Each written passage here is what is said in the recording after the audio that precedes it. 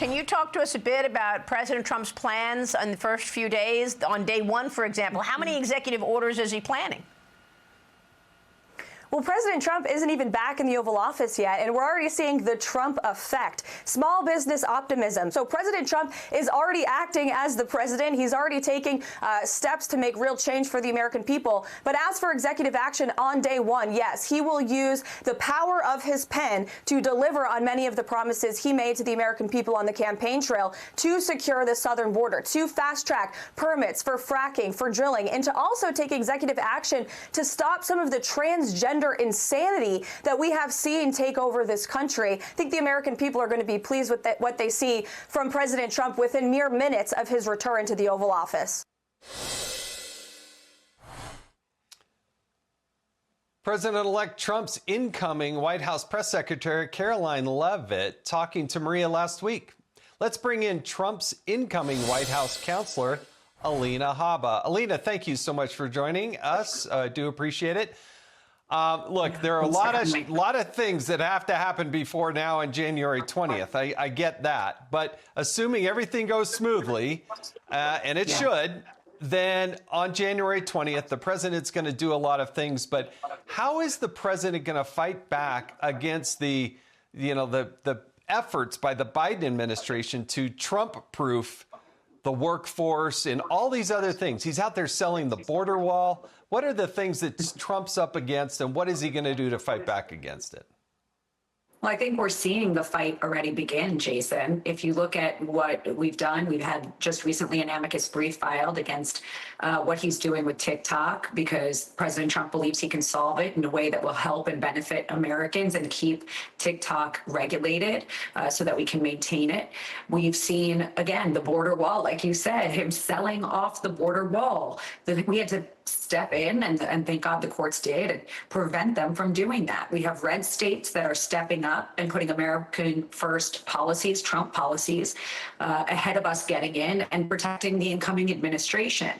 It's just not even fathomable to me that President Biden would want to be so destructive in his last few days. But unfortunately, that is what this administration has been doing. So we shouldn't be surprised. But we have been actively working to prevent that from happening.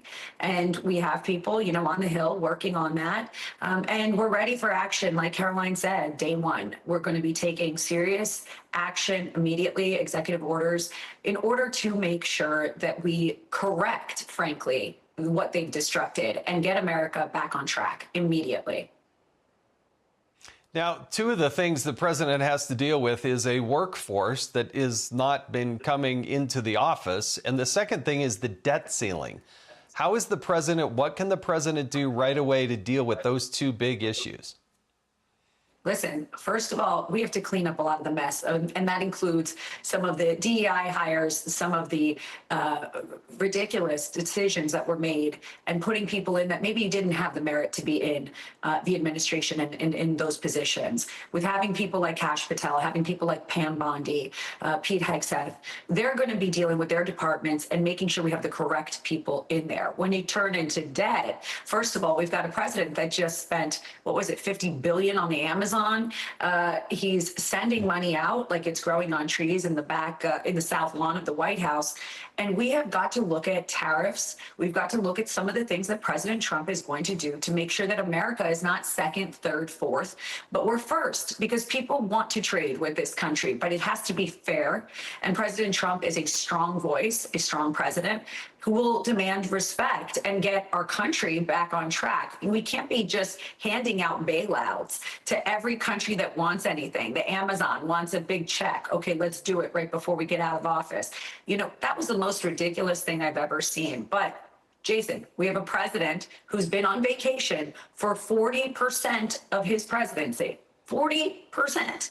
So I don't even think he's checked in, but he has no problem spending American money, and it's got to stop. The hemorrhaging has to stop. American people are suffering. We need tax reforms. We need a lot of things that have to be done very quickly so that they can effectuate some change when President Trump is in there and help the American people.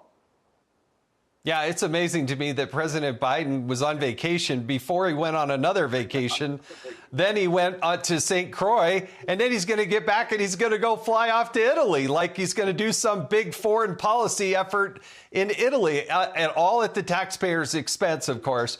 All right, but I want to get down to the nitty gritty here. There are hundreds of billions of dollars that are trying to be spent by the Biden administration in literally the next 20 days. So what can the president do to fight back against that? Because that money, I mean, we're up against the debt ceiling, but there's hundreds of billions of dollars appropriated, but not yet spent. Yeah, and if you look at some of the bills that they're trying to pass, and Vivek did a great job of pointing this out, and Elon, some of those bills, they're giving massive bills which have hidden income to people, raising people's salaries, things like that. They are trying to slip it through the cracks. But our team, and when I say our team, I mean the Republican Party. I mean certain people on the Democrat Party that are not agreeing with what they're doing, that are seeing through it, that know that the incoming administration is going to fix it, reverse it, and call it out, are currently out there looking at these bills, going to the American people, going on the Hill and saying, you're not going to pass this bill this way. You're not going to slip in money that shouldn't be spent. But there's only so much, unfortunately, we can do until we're there. But I will say that I think that we're seeing real unity in Washington recently.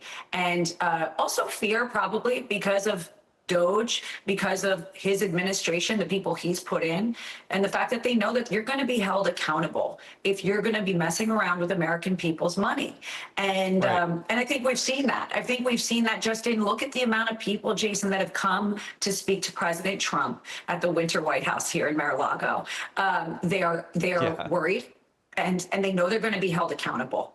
And I think that is something we knew would happen the minute he got elected, because he is a strong leader and a strong voice, and he's America first. So if you've been messing around and taking money from our government, which is taxpayer dollars, you're not going to be able to do it anymore. There's going to be a block, and there's going to be checks and balances.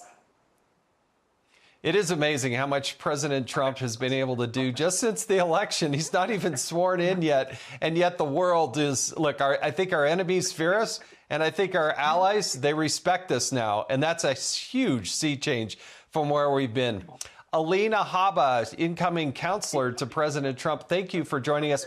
Have a wonderful, happy new year. Appreciate it. Hey, Sean Hannity here. Hey, click here to subscribe to Fox News YouTube page and catch our hottest interviews and most compelling analysis. You will not get it anywhere else.